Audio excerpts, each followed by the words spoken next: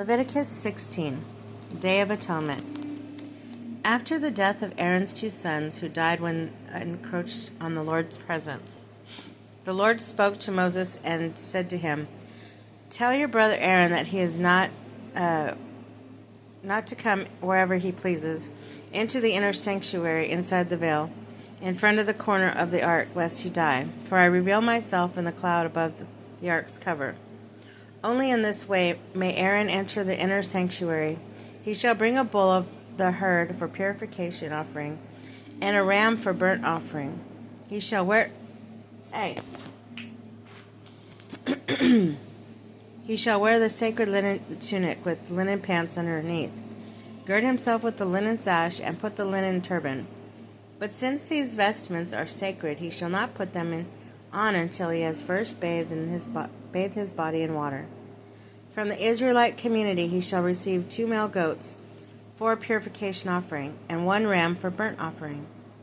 Aaron shall offer the bull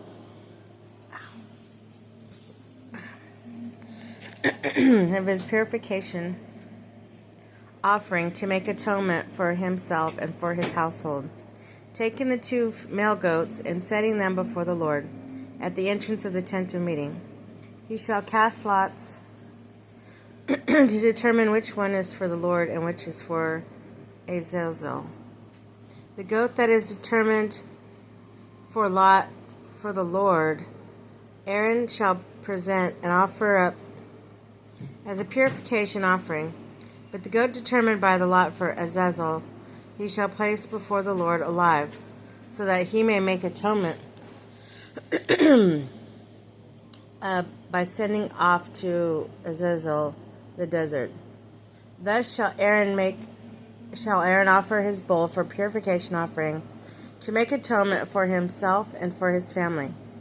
When he has slaughtered it, he shall take the censer full of glowing embers from the altar before the Lord, as well as the double handful of finely ground fragrant incense, and bring them inside the veil. There before the Lord he shall put incense in the fire, so that the cloud of incense shall shield the cover that is over the covenant, or else he will die.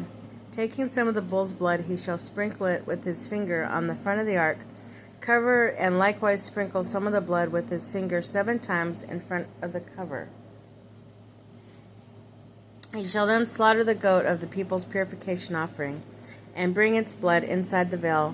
He shall do with it as he did with the bull's blood, sprinkling it on the ark cover and in front of it. Thus he shall purge the inner sanctuary of all the Israelites' impurities and trespasses, including their sins. He shall do the same for the tent of meeting, which is set up among them in the midst of their uncleanness. No one else may be in the tent of meeting at the time he enters in the sanctuary to make atonement until he departs. When he has made atonement for himself and his household, as well as for the whole Israelite assembly, he shall come out of the altar before the Lord and purge it also. Taking some of the bull's and goat's blood, he shall put it on the horns of the altar, and with his finger sprinkle some of the blood on it 7 times. Thus he shall purify it and sanctify it from the impurities of the Israelites. The scapegoat. When he finished purging the inner sanctuary of the tent of meeting of the altar, Aaron shall bring forward the live goat, laying both hands on his head, shall confess over it all the iniquities of the Israelites and their trespasses, including their sins, and put them on the goat's head. He shall have it then led to the wilderness by an attendant. The goat will carry off all their iniquities into an isolated region. When the goat is dispatched into the wilderness, Aaron shall go into the tent of meeting, strip off the linen vestments he had put on when entering the inner sanctuary, and leave them by the tent of meeting. After bathing his body with water in a sacred place, he shall put his regular vestments, and then come out and offer his own and people's burnt offering, an atonement for himself and for the people, and so burn the fat of the purification offering on the altar. The man who led away the goat for Azazel shall wash his garments and bathe his body in water. Only then may he enter the camp. The bulls and the goats of the purification offering, whose blood was brought to make atonement in the inner sanctuary shall be taken outside the camp, where their hides and flesh and dung shall be burned in the fire. The one who burns them shall wash his garments and bathe his body in water. Only then may he enter the camp. This shall be the everlasting statute for you. And on the 10th day of the 7th month, every day one of you, whether a native or resident alien, shall humble yourselves and shall do no work.